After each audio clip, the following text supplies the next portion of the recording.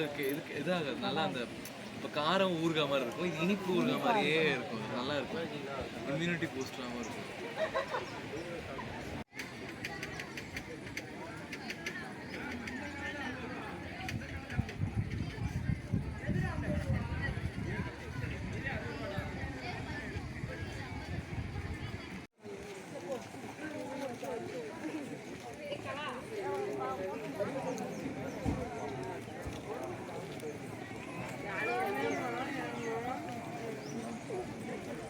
எல்லாரும் தயாரா இருக்கோம்.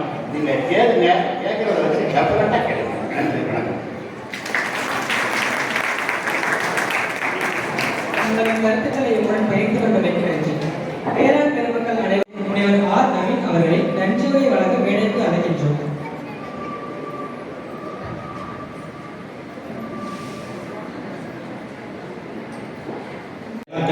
கண்காட்சி இனிதே நிறைவு பெறும் தருவாயில் உள்ளது.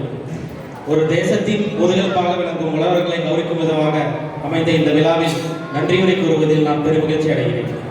முதலில் இந்நிகழ்வை மிகச்சிறப்பாக திட்டமிட்டு அனைவரையும் நன்றியை தெரிவித்துக் கொள்கிறேன். விவசாயிகளிடையே மிகுந்த உத்வேகத்தை ஏற்படுத்தும் வகையில் எழுச்சுரை வழங்கிய கிளிகுளம் வேளாண் கல்லூரி மற்றும் ஆராய்ச்சி நிலையத்தின் முன்னாள் தலைவர் உளவியல் துறை திரு ஏ முத்துசங்கர நாராயணன் அவர்களுக்கு எங்களது மனமார்ந்த நன்றிகள்.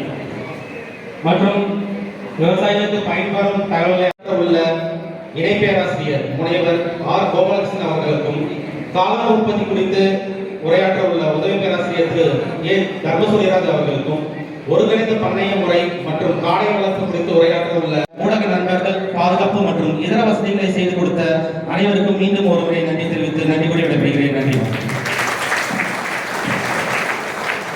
நன்றியுரை ஆட்சியமைக்கு நன்றி. நம்ம வேளாண் துறை, தோட்டக்கலை துறை வந்து ஒவ்வொரு பிளாக் வாரியா விவசாயிகளுக்கு ஒரு 2 வருஷத்துக்கு முன்னாடி ஒவ்வொருத்தவங்களுக்கு ஒரு பெட்டி கொடுத்தாங்க, தேன் பெட்டி. அது தேனியில் வந்து எப்படி தேனை எடுக்கணும் அது எல்லாமே நாங்கள் வந்து ஒன்றா வந்து இங்கே விவசாயிகளுக்கு பயிற்சி கொடுக்குறோம்.